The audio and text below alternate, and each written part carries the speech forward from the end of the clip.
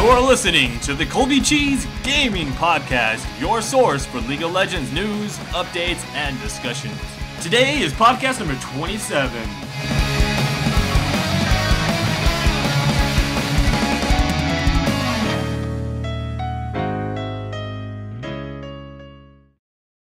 Yo, what's up guys? ColbyCheeZe here, and it's time for another podcast. Here we go, let's do it.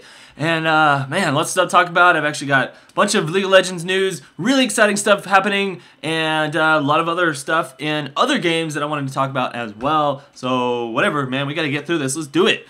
So first of all, I want to actually announce the winner for my giveaway contest on the Orcs Must Die game, and I gave that away yesterday to Mykey. Is the name of the winner. So congratulations, Mykey, and enjoy your copy of Orcs Must Die. I think I will be doing another giveaway, or I'll be doing more giveaways in the future, maybe for Skyrim when that comes out. I think that a lot of people are anticipating that game, and I do plan on playing it myself, so I'll probably do a giveaway on that one. But anyways, let's talk about some League of Legends stuff and some of the changes coming in League of Legends, as well as the most recent patch and just different things like that.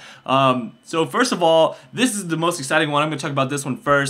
And it's I just barely read this, and it's talking about some summoner spell changes, and so they gave some actual info on what they're going to be doing for Season 2 here. And what they're doing is they're going to be taking out some summoner spells, so they're getting rid of Fortify and they're getting rid of Rally, which are just two very unpopular spells.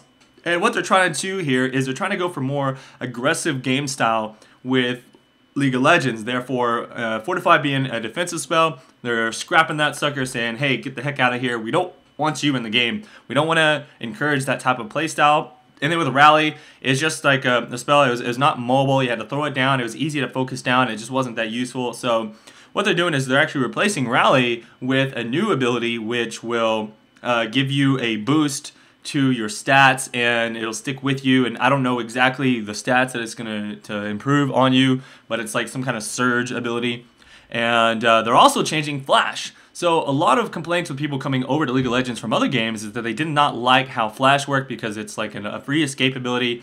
And I guess that Riot is feeling that it's more of a passive playstyle, being able to flash away from ganks and things like that. So what they're doing is they're making it much higher cooldown, and they're like halving the range on it. So it's barely going to flash you very far at all. Hopefully it'll still get you over walls and things like that, but that's the main thing. So they're trying to make it less appealing to pick up Flash.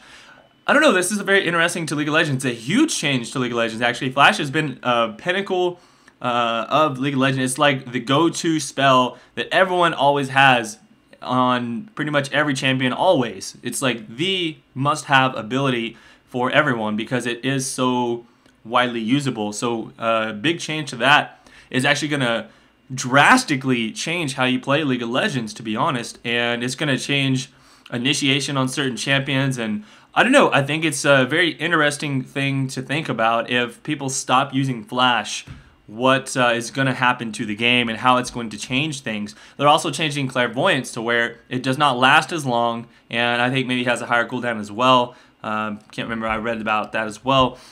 In order to encourage people to pick up other abilities, they're actually going to be buffing the heal ability, which is kind of interesting. And it's not necessarily a passive ability, but it does allow for some kind of baiting. You can get really low health and then boom, pop that heal and get people to make the mistake of diving in a little bit too far onto you with that heal. So that's cool. We can see some more gameplay centered around that.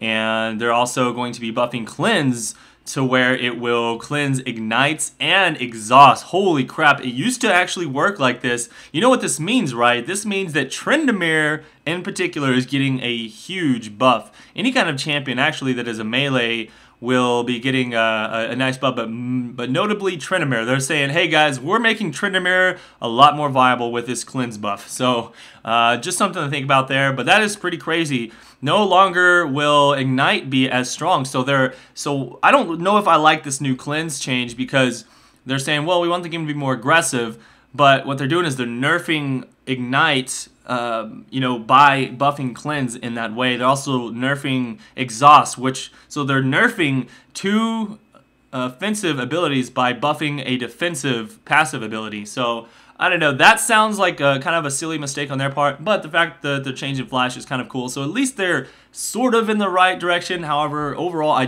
don't like the whole changes that they're doing there for you. But anyways, pretty cool changes coming. Let's move on and talk about some other stuff. And if you haven't already heard by now, of course, they're going to have the clan systems very, very soon, observer mode and all that good stuff. So they're going to reset the team ladders. They're going to have to where you create a team and your team will be ranked as well, rather than having you individually play. Also, and solo queue, you will no longer be able to queue with a friend. Holy crap, this has been a long time coming. I never understood why solo queue allowed you to group with a teammate, because it's supposed to be solo queue, right?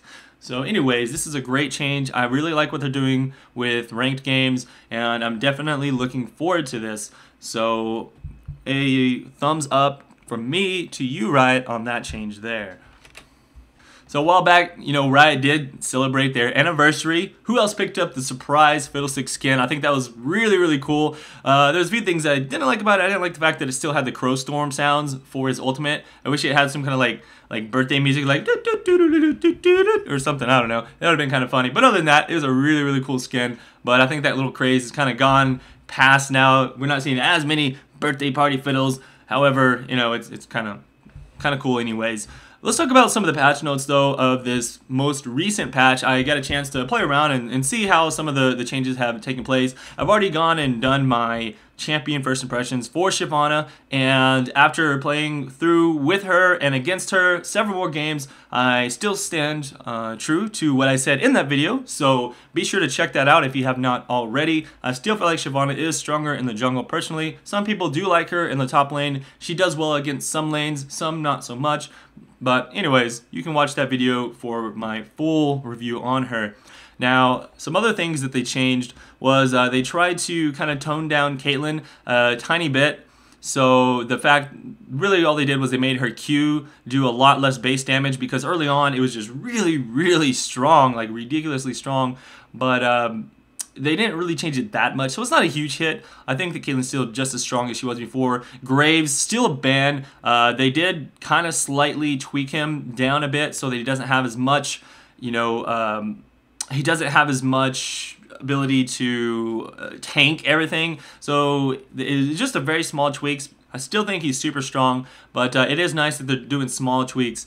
As far as Olaf is concerned, I still haven't seen Olaf get really popular now. I have heard through the grapevine, though, that Olaf top lane is kind of unbeatable. So if you haven't already tried it, maybe you should try out some top lane Olaf. And I hear that he's actually really, really good up there. May check that out. And also, if you weren't sure of the changes they did to him, they actually increased the missile speed of his axe throw, his undertow, so he can throw that out pretty hard. And also, now he kind of works like an Alistar with his ultimate. He can break out of crowd control rather than having to pop his ultimate prior to being CC'd. They just reduced the duration by 2 seconds, which actually is kind of a big hit as far as the duration is concerned, but 8 seconds was really long before, so the fact that you can break out of CC means you don't actually have to pop it until you get CC'd. Therefore, maybe that makes up for the 2 seconds. Well, we'll have to see. In any case, a couple of usability tweaks to Riven. I really enjoyed playing her when I did my review on her, you know, a while back. I just haven't really gotten back into her. I never actually favored her. I hear she's pretty much a big jungler now, so not too much to say about that other than that. Shaco got some pretty nice usability buffs as well. They changed his Jack-in-the-Box a little, though. They made it less strong, I guess, as far as setting up nests of Jack-in-the-Box, but what they did was they make it so that you can actually... Okay, I really like what they did. They made it so that you can actually deceive and then lay a box and then still critical strike. So if you come out of stealth, you still have that critical strike buff. So that's definitely nice there, and they fixed a couple more bugs on him. Good stuff. Shaco is one of my originally all-time favorite champions. If you look at my very first League of Legends video ever, it's a Shaco video. Now, it wasn't a tutorial or anything. In fact, I did have a montage video of Shaco, and I had to delete that because of copyright. It was just like all music and stuff, so I couldn't use that whenever I switched over to being a partner.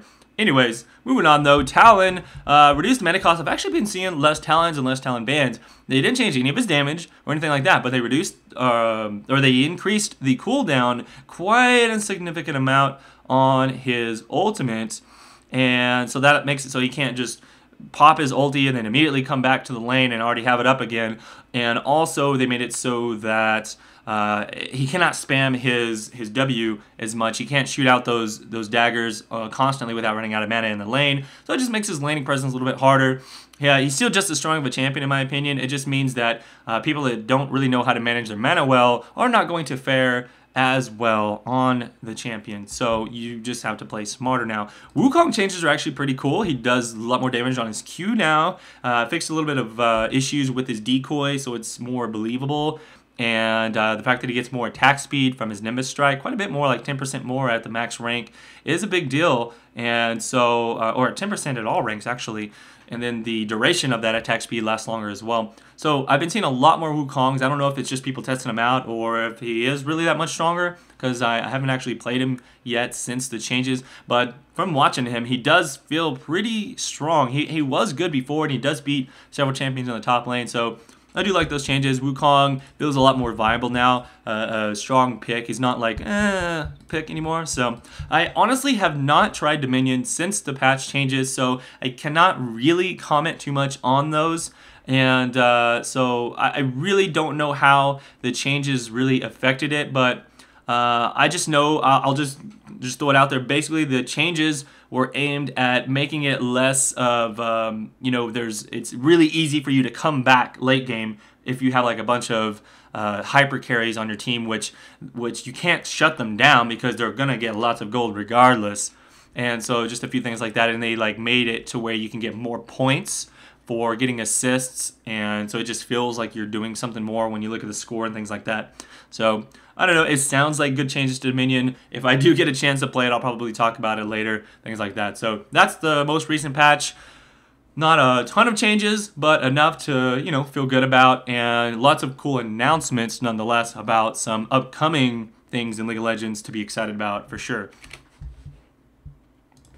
A while back, actually, Riot created this really cool timeline. So if you want to go back and kind of relive some of the memories of League of Legends, and you want to find out like when certain champions released or when certain events took place, you can actually go to this website. You can find the link down below, but it's timeline.leagueoflegends.com. And this was really nostalgic to me because I remember, you know, playing in beta and things like that. But you can go back and you can read like each patch notes from each month, and you can go find out all the really cool stuff about League of Legends when things were released.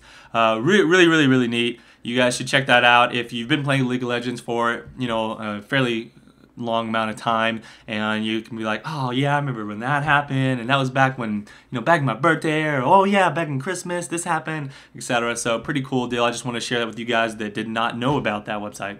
Okay, so another thing that I wanted to talk about just a very short time though is what do you guys think about the whole WCG controversy? If you're not familiar with what happened, I'll put a link to a nice article by GameSpy, and that kind of explains what happened. But essentially it's the situation where they kind of did some role bending and changed things up to where it really sparked people's madness. Like they allowed Team Dignitas to go forth to Korea, even though they did not originally win the set, but then they complained to the admins that they should be able to play a best of 3 sets rather than a best of 3 games. And then they went in and changed the rules, and they allowed them to do that, and then they won the best of 3 sets, which put them ahead of CDE and allowed them to go to Korea. So there was a bunch of controversy over that, and the fact that the admins would actually allow that to happen. So I'm not really big on the whole drama thing, and I'm not going to really go into that deep.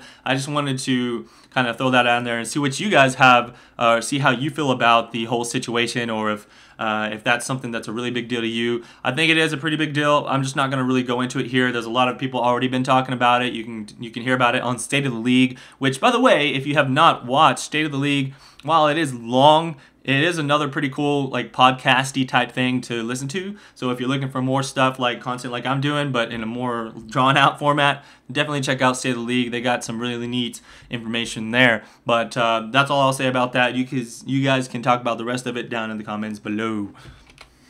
enough serious stuff. Hey, I found this really cool video, just to give you some context. Okay, so when you respawn at your base, you start off at like 0 HP basically, and then you very quickly go back to full health. It's like very like instant though, that you go up to full health after you respawn. And so I found this really cool video where this Ashe shoots an arrow at the fountain just at the time when somebody's about to spawn, and boom! She gets the kill. How freaking crazy is that? I'd be super pissed off at that. I feel like that's something that Riot might need to change a little bit. Even though that's very rare that it would actually happen, the fact that it did happen is kind of detrimental. If somebody got to the point to where they can actually time their arrow to do that, then that would make that really strong in some situations. But I don't know, that's very situational, more funny than anything if you ask me. So you can check that out if you want. Alright, so obviously for those of you who are subscribed to my channel for League of Legends content only or something like that, and you've been seeing that I have been posting up a lot of content from other games, I want to at least tell you something really quick. Whenever I always play other games other than League of Legends. I haven't always made videos of them, however, but what I've decided to do is I'm going to go ahead and start making videos of other gaming content. My channel originally was made just so I can make guides and walkthroughs of whatever game I was playing. When I first started, if you go really far down the list, it was StarCraft 2. I was doing StarCraft 2 guides and walkthroughs and stuff like that, and then I moved on to League of Legends, and I just got so hooked on League of Legends that I literally didn't play any other game for so long, and so that's why my channel turned into a League of Legends channel. I'm always going to be doing League of Legends content, and I'm not going to really slow down my League of Legends content, but what I'm going to do is I'm just going to give you guys a lot more content, so it's going to feel like, oh man, why are you not doing League of Legends? The fact is, I am doing League of Legends, I'm just doing other games too. So, here's what I've done. I've created what you call a show. If you're not familiar with YouTube shows, it's where you can go in there and it's kind of like, it's like a cool little categorization system on YouTube. You can actually subscribe to the show itself, but it's categorized. It's got all the different types of League of Legends content. So if you go in there to the show page for League of Legends, you'll see that I've got my League shorts, I've got my commentaries, my solo game analysis games, and my champion guides and first impressions are all organized into different seasons, and you can go in there and you can look at all those, and it's very easy to find the content that you're looking for there. So hopefully that will make it easier for you guys who just want to see the League of Legends content. You can go in there, check out my show page, you can even subscribe particularly to that, but I am definitely going to continue doing other games. So for example, I'll just throw it out there what I'm doing here. I did, Dungeon Defenders and Orcs Must Die. I'm done with those two games. I've also got, I just recently picked up Sonic Generations. I was thinking of playing through that. It's super fun. It should be a pretty short playthrough. And then I'm really excited for Skyrim. I'm definitely going to do a playthrough of Skyrim. I may even do Batman Arkham Asylum. I haven't decided on that one just yet. But there's a lot of games coming out. And, anything I decide to play, I'll probably make some videos for you guys to check out. You don't have to watch it if you don't want to, but I just wanted to throw that there. Anyways, let's move on. Real quick, I wanted to talk about this article I found from Engadget.com, and it talks about how game developers could reduce piracy and they can help their prices, and basically if they ditched digital rights management, then they can reduce all of those things because of the fact that DRM really pisses off a lot of people, and it actually alienates the people who do pay for games. And I'd say I actually completely agree with this article. A lot of games that have this terrible DRM makes me actually want to pirate it rather than to pay for it. And I've actually done this before. In fact, on, let's see, I was thinking of buying Battlefield 3 for a while. Some people were talking about it. I wasn't really excited about it, to be honest, but I was like, I might check it out. But then the whole Origin thing with them trying to make them exclusive to EA and you can't get it through Steam. Why the hell would I want to download some, spyware Origin thing and not use Steam? Like, I've got all my games on Steam, but they're not going to allow you to play it on Steam. They're going to force you to have this stupid Origin program, and you got to go through all these hoops of EA. So honestly, I just decided, what the heck, I'm not even going to play Battlefield 3. There's absolutely no reason for it. And so stuff like this is what costs these companies a lot of money, if you ask me, and apparently it's the same thing that other people agree with as well, and I think you should check out that article. It's actually pretty short, so kind of interesting thing to think about. What do you guys think? A few things I want to talk about with some other games, and that is, well, most recently we had the BlizzCon thing, and if you haven't seen it already, and or if you're interested at all in Diablo 3, be sure to check out the new Diablo 3 trailer. It looks freaking sweet. Cannot wait for this game to come out. It's going to be so incredibly fun.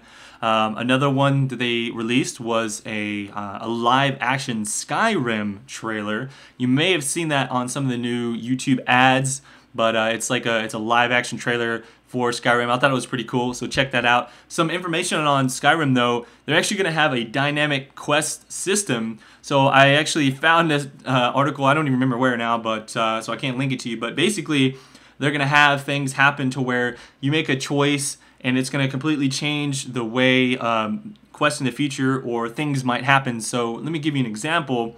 You can marry somebody in the game, and let's say you were friends with another person that knew that person you married. Your wife could potentially like cheat on you. So one of the developers of the game was talking about he walked in on his wife and she was cheating on him when he walked in with some other guy that he knew. So it was like crazy, like little bitty details like that. And I think that this is just one of the many reasons why Skyrim is going to be so freaking awesome. And I can't wait to play the game when it comes out in a couple of days. So super excited, super stoked to play it. It's going to be really cool. And I guess I'll give you guys some more information when I play it. I don't really have much more to talk about that, but that's just a quick little bit for you there.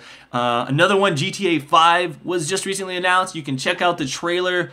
Trailer looks really exciting. I can't wait. And I didn't really see where it's going to be taking place, but I'm sure you guys can probably find that out. But I'm looking forward to more information on that as well as release dates. I really hope they bring back all the whole. I remember the one I really liked the most was like San Andreas, I think, where you can go, like you had your own airport and you can fly around jets and helicopters and crap like that, and you had like a jetpack, and you can buy like homes all over the place. That was probably my favorite GTA game of all time. So hopefully they bring some of that stuff back. That was really, really cool. So that's one I'm looking forward to. Also, Mass Effect 3 is another big one that's going to be coming out next year, I believe. Or is it going to come out this year? I don't know. I think it's next year. Anyways, that's going to be super excited. There's some cool stuff they're doing with that. Mass Effect 3 is going to have co-op multiplayer. So what they did with this is it's going to be going along with the actual single-player campaign. So there's all these different objectives in this giant world of things to do in the single-player campaign, and you can all do everything in the single-player if you want to, but there's also ways to interact with that storyline through co-op multiplayer, which you can do. You can go achieve certain objectives through co-op multiplayer that you and specialized missions that you do with this task force that you wouldn't necessarily have to do with your single-player guys. So that's kind of really neat. I kind of like that idea. And another thing that they're doing is they're bringing back the buggy from Mass Effect 1, and there's no more mining planets, which, oh, thank God. I don't know if you guys remember when Mass Effect 2 you had to go to the planets and you had to like you had to like look for everything, and you had to like click on stuff and find it. It was kind of boring, really. I mean, you had to do it because you needed the resources, but the buggy was a lot more fun because you're actually exploring stuff, and sometimes you find like a giant worm, you're like, I gotta shoot it. But anyway, I kind of enjoyed that. In any case, looking forward to that one as well. Last thing I'm looking forward to that I want to talk about in this podcast today is most likely, I don't know, you guys might have to tell me on this one, but I was thinking of buying a Wii just so that I can play Zelda. I haven't played Zelda since Zelda 64, so I've literally missed every single Zelda up until now, but from what I've been hearing from all of the different game review sites is that this is literally the best Zelda to date, even better than the Zelda 64, and you can like fly around in it. I was watching some trailers and it just looks really, really fun.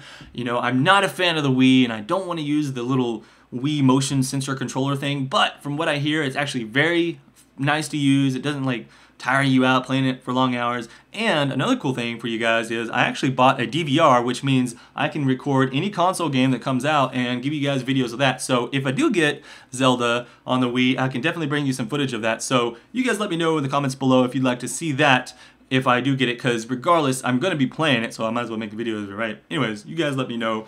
But that's all for today. Hopefully you enjoyed the podcast. I definitely enjoyed making it. Please hit that like button. Let me know you enjoyed it. I'll see you guys around for the next one. This is ColbyCheeZe. Peace out.